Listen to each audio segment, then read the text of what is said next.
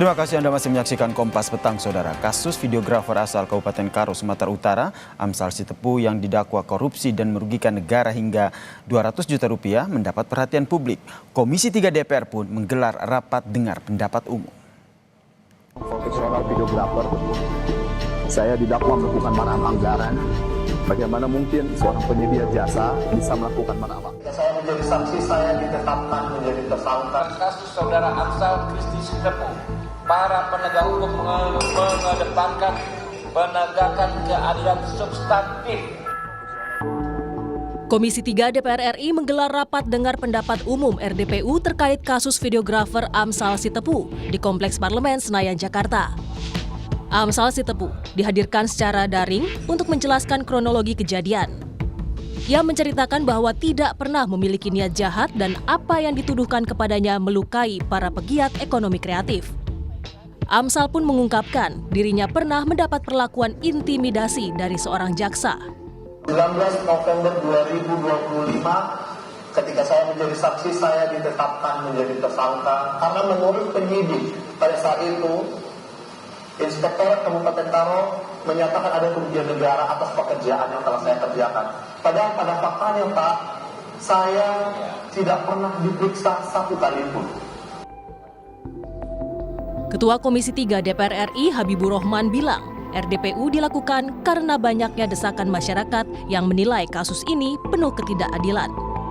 Ia mengingatkan kepada penegak hukum dengan semangat KUHP dan KUHAP baru seharusnya menghasilkan keadilan yang substantif. Penggelembungan anggaran yang diduga dilakukan Amsal dinilai tidak tepat. Pasalnya, produk videografi tak memiliki standar biaya atau harga tertentu karena termasuk kerja kreatif.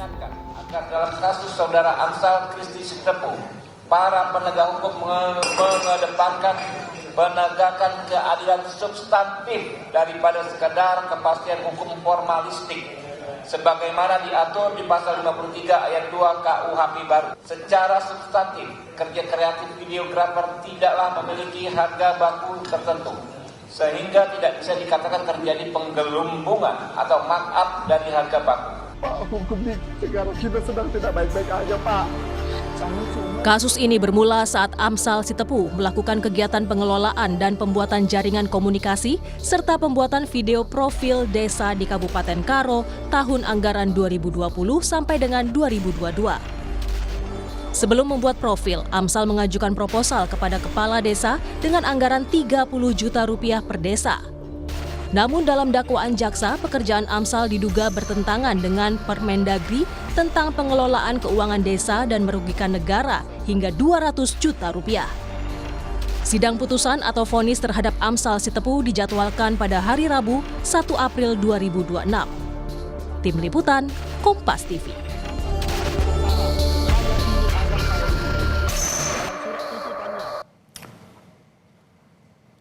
Kejagung pun memberikan penjelasan terkait dengan kasus dugaan korupsi yang menjerat videografer asal Kabupaten Karo, Amsal Sitepu, Saudara. Kapus Penkum Kejagung Anang Supriyatna pun mengatakan perkara Amsal merupakan salah satu dari kasus dugaan korupsi pengelolaan dan pembuatan jaringan instalasi komunikasi dan informatika lokal di Kabupaten Karo tahun anggaran 2020-2023. Anang bilang Amsal diduga memanipulasi rencana anggaran biaya atau RAB dalam pembuatan video profil 20 desa di Karo. Menurut Anang, manipulasi yang dilakukan salah satunya adalah pada proses sewa menyewa drone. Artinya markup itu ya Pak, markup dana. Iya, sebetulnya RAB. Kami menghormati dan memang fungsi dari DPR untuk mengawasi agar penegak hukum berjalan sesuai dengan ketentuan aturan hukum yang berlaku. Modusnya seperti apa? Jadi bukan masalah skill kemampuan, tetapi di RAB itu untuk kegiatan, contohnya untuk kegiatan sewa drone 30 hari. Ternyata dilaksanakan hasil dari penurunan cuma berapa hari, 12 hari, tapi dibayar full, contohnya seperti itu. Terus biaya untuk editing segini sudah diangkat, didabelkan lagi seperti itu yang didapat. Jadi salah satu beberapa modusnya seperti itu. Jadi di RAB-nya.